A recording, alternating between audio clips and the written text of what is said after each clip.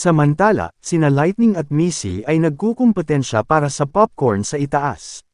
Maya-maya, tumahimik ang lahat. Walang kurtina, walang pambungad na pananalita. Tanging kahoy na tabla ang naghihiwalay sa entablado sa harapan mula sa area sa likod ng entablado. Ang isang grupo ng mga tao ay malapit ng magtanghal ng isang dula sa isang paunang yugto. Ito ang kanilang unang opisyal na pagganap sa kanilang buhay. Ang kwento ay naganap sa kabisera ng isang kaharian sa labas ng lungsod, kung saan nakatira ang isang maganda at mabait na batang babae. Habang umaalingaw ang boses ng tagapagsalaysay, dahan daw ang naglakad si Eileen papunta sa entablado. Nakasuot siya ng dirty color gray na balabal, ang kanyang buhok ay magulong-magulo, at ang kanyang mukha ay puno ng itim na abo. Ikinumpas ang walis sa kanyang kamay, maingat niyang winalis ang sahig, paminsan-minsan ay yumuyuko upang panasan ang mga matigas na mantsa sa gilid ng kanyang damit. Gayunpaman, ito ang hindi inaasahan na role ni Eileen, na ibinigay ni May ang leading role na ito sa kanya. Si May ay isang pinakasikat sa Western Star Fortress Theater at kilalang tao ng lahat. Sa sandaling iyon, pumasok si May. Ang eksenang ito ay naglalarawan ng unang hindi pagkakasundo sa pagitan ng masamang kapatid na babae at ni Cinderella. Sa ilalim ng pambubuli at kahihiyan na ginawa ng kanyang stepsister, tanging luha lang ang naisagot ni Cinderella, nagtago sa basement at tahimik na umiiyak sa harap ng larawan ng kanyang ina. Ang agresibong kilos ni May, na may tumpak na mga galaw, at hindi natatagong galit sa kanyang mga mata ay nagpapakita kay Eileen sa matinding pang-aapi. At pilit siyang itinulak ni May, at kunwaring babagsak si Eileen. Gayunpaman, sa ilalim ng nanlilisik na tingin ni May, sinasadyang umatras ng ilang hakbang at natapilok sa kanyang sarili, bumagsak sa lupa na may kaunting galas. Ang kanyang siko ay bumangga sa sahig ng entablado, na nagpakita ng sugat at kumikirot sa sakit ang kanyang braso. Hindi na nagtagal ang atensyon ni May ay wala na sa kanya, lumakad siya sa gitna ng entablado, nakaharap sa tahimik na madla sa plaza, at sinimulan ang kanyang monologo. Masyadong kapanipaniwala si May. Ang pagkasuklam at pagkamuhi niya kay Eileen ay parang totoo. Kahit ang mga nakaupo dito, ramdam na ramdam ang kanyang katigasan at walang pusong mga kilos. Medyo natigilan si Eileen. Ang katangi-tanging pag-arte ni May ay nakakuha ng atensyon ng lahat, at si Eileen ay hindi pa lubusang ipinapakita ang sarili sa pagganap. Hanggang sa natapos na ni May ang kanyang pag-arte at nilagpasan siya, na inihagi sa mukha ni Eileen ang lelayan ng kanyang damit, na ipinapakita ang kanyang kalagayan. Nagsimula ang sumunod na eksena. Dadalo sa salo-salo ng prinsipe ang mga stepsister ni Cinderella sa gabing iyon, habang si Cinderella ay nakakulong sa silid, nakasuot ng maruruming basahan at walang kahit isang pares ng sapatos. Biglang napuno ng usok ang entablado, at isang batang babae ang lumabas mula rito, na nagpakilalang isang witch mula sa Witch Alliance. Ang mga manunood ay nagpakita ng iba't ibang ekspresyon ng pagkagulat nang makita ang witch. Nandito ang munting witch para tulungan ang mabait na si Cinderella. Ito ang plano ni Roland na iakma ang orihinal na kwento, na ipinapakita ang kabaitan ng Witch Alliance at banayad na ginagabayan ng mga tao na alisin ang kanilang mga pananaw laban sa mga witch. Ang paglalarawan kay Nanoa na isang maliit na witch, ay ang perpektong pagpili dahil siya ay naging isang idol-level figure sa First Army.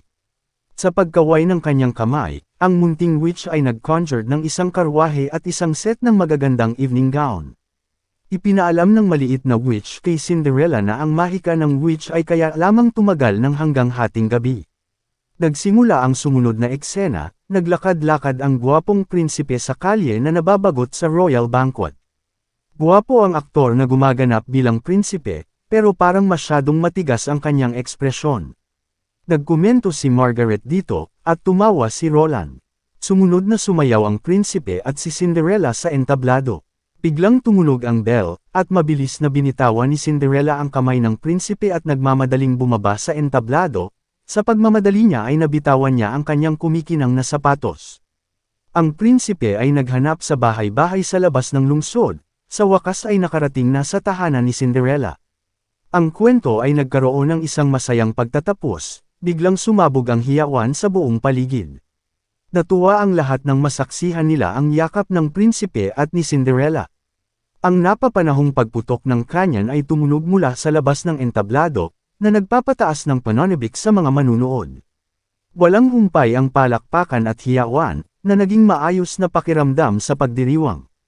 Ang mga karakter sa dula ay yumuko na at lumabas ng entablado habang ang huling pagsasalaysay ay ipinapahayag na, at ang palakpakan mula sa mga manunood ay hindi nagpakita ng mga palatandaan ng paghinto. Huminga ng malalim, nagpalit na ng damit si May at may malungkot na mukha sa paglabas niya sa dressing room. Pagbaba niya sa hagdan ng kahoy ay biglang may lumapit na lalaki sa kanya. Siya ay isang matangkad at makisig na tao, na pinalamutian ng nagniningning na pilak na kasuotan. Siya ay tila isang kabalyero mula sa border town. Bitbit ang isang bouquet ng bulaklak, nagpakilala ang lalaki at pinuri ang performance ni May, umaasang maanyayahan siyang uminom. Samantala, sa Chengdu Stronghold, humigit kumulang 50 individual ang papalapit, pawang nakasuot ng mga armor na kumikinang sa hating gabi. Sa 8 grupo, 4 sa kanila ang may dalang mga watawat, 3 sa mga watawat na ito ay may sagisag ng Twin Towers, na sumasagisag sa Grey Castle Royal Family, habang ang isa pang watawat ay nagpapakita ng ulo ng kabayo, na alam ni Petrov na ito'y sagisag sa House of War mula sa Northern Territory. Isang lalaki ang humakbang paabanti mula sa hanay ng mga kabalyero. Si Raymond, ang isinugo ni King Timothy Wimbledon. Uminga ng malalim si Petrov, na pagtanto kung ano ang nangyayari, dahil ang kabilang panig na ito ay hindi nagsisinungaling, wala siyang dahilan upang talikuran ang sugo ng bagong hari, dahil ang pagtakwil sa mga ito ay katumbas ng pakikipaglaban nila sa mga kabalyero ng Grey Castle. Siyempre, ang balitang ito ay kailangang may parating kaagad sa kanyang kamahalan si Prinsipe Roland. Ipinadala niya ang kanyang kabalyero sa border town at inutusang buksan na rin ang mga tarangkahan. Nakatayo sa mga tarangkahan ang mga kabalyero ng kabisera, at napansin niya na, bukod sa masiglang 10 o higit pang mga kabalyero na nasa unahan ng grupo, ang iba ay tila pagod na pagod. Nakayuko sila sa kanilang mga kabayo, na tila ba ay maaaring mahulog anumang oras. Ang buong hukbo na ito ay tila isang malaking pandaraya. Sa 50 taong nasa grupo, mayroon lamang 13 tunay na kabalyero. Ang iilan ay mga mersenaryo na nagkukunwaring mga kabalyero sa ilalim ng impluwensya ng mga tableta ng simbahan, na ngayon ay mas masunurin kaysa mga aso at mas mabangis kaysa sa mga demonyo. Ito ang naging susi upang makontrol ngayon ni Raymond ang mga tarangkahan ng lungsod ng Chengdu. Nang sumunod na araw sa border town, ang tangke ng tubig sa likod ng bahay ay napuno na ng tubig, dahil sa pagbukas nila ng gripo, na nagpapahintulot sa tubig na dam-aloy sa mga tubo. Ipinakilala ni Roland ang gripo, ipinaliwanag na hindi na nila kailangan pang umigib ng tubig sa balon at maaari na silang maligo araw-araw. Nilabas ni Lightning ang kanyang dila at dinilaan ang walang katapusang patak ng tubig. Medyo matamis ang lasa, ang sambit niya. Lumabas si Maisie mula sa ilalim ni Lightning at ginaya rin siya. Napakalamig ng tubig, at ang tamis, sinubukan ni Noah na lumapit din. Ngunit pinigilan siya ni Roland at ipinaliwanag na ang tubig ay dapat pakuluan bago inumin. Ibig sabihin, buong araw ka palagi sa kastilyo para maging komportable ang pagligo mo. Ngumiti si Lily at sinabing, tunay na ang maharlika ay nasisiyahan sa pagmamalabas nila. Umagit na si Scroll para pigilan si Lily, ngunit winagaway ni Roland ang kanyang kamay, na nagpapahiwatig na hindi niya aalalahanan ang sinabing iyon. Di nagtagal pagkatapos iyon, bumalik ang prinsipe sa kanyang opisina, at sumunod si Scroll. Muli siyang humingi ng tawad, at ngumiti si Roland, tiniyak sa kanya na wala siyang pakialam sa sinabing iyon. Isinalaysay ni Scroll ang kwento ni Lily, na ipinaliwanag na hindi siya madaling nagtitiwala sa iba pagkatapos nang siya ay malinlang. May kakayahan si Scroll na makadama ng mahika, kaya't nagbalat kayo siya bilang isang maharlikang babae na gustong mag-ampon ng bata tuwing dadaan siya sa isang bayan.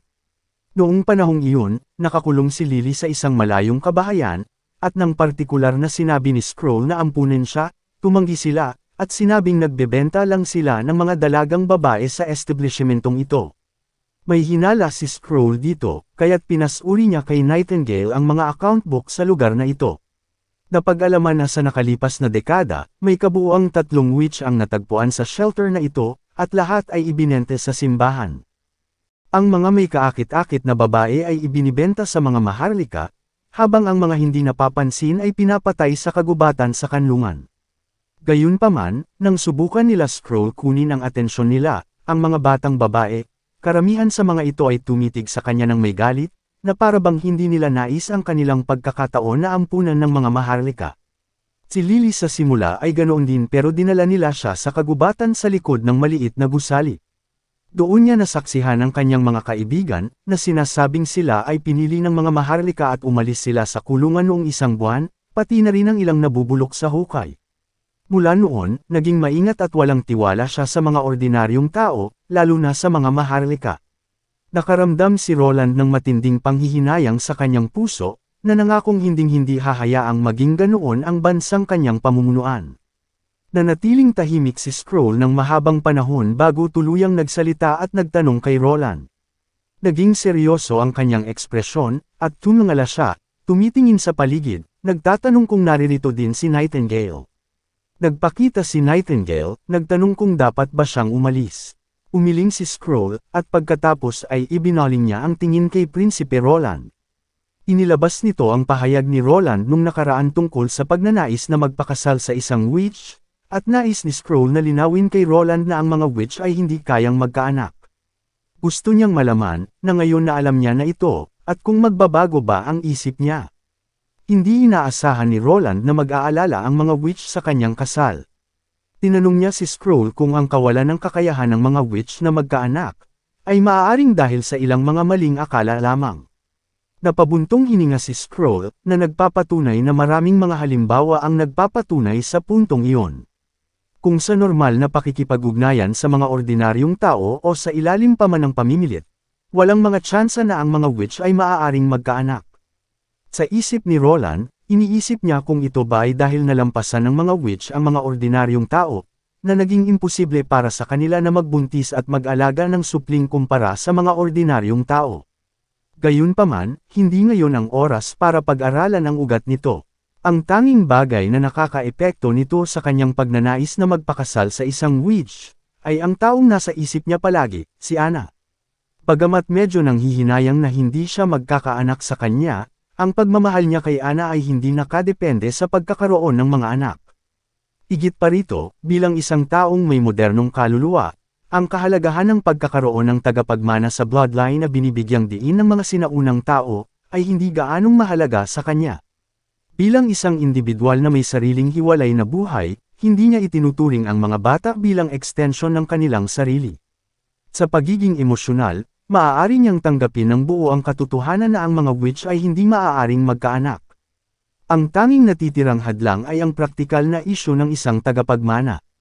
Gayunpaman, para kay Roland, na may malawak na pananaw sa kasaysayan, hindi ito isang partikular na mahirap na bagay. Kailangan lang niyang magtatag ng isang demokratikong imperyo na hindi umaasa sa pagkakaroon ng tagapagmana. Maraming mga opsyon para sa pagpapatupad nito, at maaari niyang isaalang-alang ang mga ito sa iba pang pagkakataon. Matagal na nawala si Roland sa kanyang malalim na pag-iisip at hindi napigilan ni Nightingale na hawakan ang kanyang braso. Natauhan sa kanyang pag-iisip si Roland at malumanay na hinaplos ang kamay ni Nightingale. Bamantong hininga siya at sinabing, iniisip ko ito dati at pinag-iisipan ko pa rin hanggang ngayon. 2 beses siyang umubo at nagpatuloy, at napag-isipan ko na ngayon. Payag pa rin akong magpakasal sa isang witch. Kakaiba ang naging ekspresyon sa mukha ni Scroll habang paalis siya, may halong kasiyahan at kalungkutan, na nag-iwan kay Roland sa malalim niyang pag-iisip. Lumingon siya kay Nightingale sa tabi niya at nagtanong, pero ngumiti lang ito at tumalikod kay Roland sa pagkatuwa. Maya-maya lang ay may kumatok sa pinto ng opisina. Pumasok si Carter, nagdala ng balita na ang Chengdu Stronghold ay sinakop at kinuha si Petrov. Matagumpay na nasakop ng mga kabalyero ni Timothy ang cathedral ng Chengdu Stronghold. Ang mga mata ng mersenaryong kabalyero ay lumiliwanag na pulang-pula, na naubos ang mga tableta na ibinigay ng simbahan. Mabilis rin nilang pinatay ang isang pari sa isang slash. Sa basement ng simbahan, natuklasan nila ang 4 na malalaking kahon na puno ng libu-libong mga tabletas. Ang isinugong kabalyero ay nagpahayag na ito ay sapat na upang pabagsakin si Roland. Sa umpisa, itinuring ni Roland na balewalain na lamang ang bagay na ito, dahil ang 50 kataong grupo ay hindi malaking banta sa border town. Katwiran niya, sapat na ang isinugong kabalyero lamang ang pumasok para sa negosasyon. Gayunpaman, isinasaalang-alang niya ang nangyari kay Petrov na isang madiskarteng tao, na pagpasyahan niyang mas mabuting subaybayan ang mga galaw ng mga isinugo. Sa pag-iisip na ito, ipinatawag niya sina Lightning at Maisie, inutusan silang lumipad sa stronghold at suriin ang sitwasyon sa daan. Makalipas ang isang oras, natapos na ng dalawang witch ang kanilang reconnaissance at bumalik na sa kastilyo. Natuklasan nila na mahigit 1,000 na ang sundalo na umalis mula sa Chengdu stronghold, na higit pa sa paniniwala nilang 50 kataong sugo. Gayunpaman, 6 lamang sa kanila ang tila nakasakay sa mga kabayo, habang ang karamihan sa ilang kabalyero ay nagustuhan ng pagsuot lamang sa mga armor at may hawak na iba't ibang mga armas. Kung nilalayo ni Timothy na kontrolin ang sitwasyon sa pamamagitan ng puwersa, ibig sabihin lamang ay hindi nila nasaksihan ang labanan na sumiklab sa pagitan ng Chengdu stronghold at ng border town.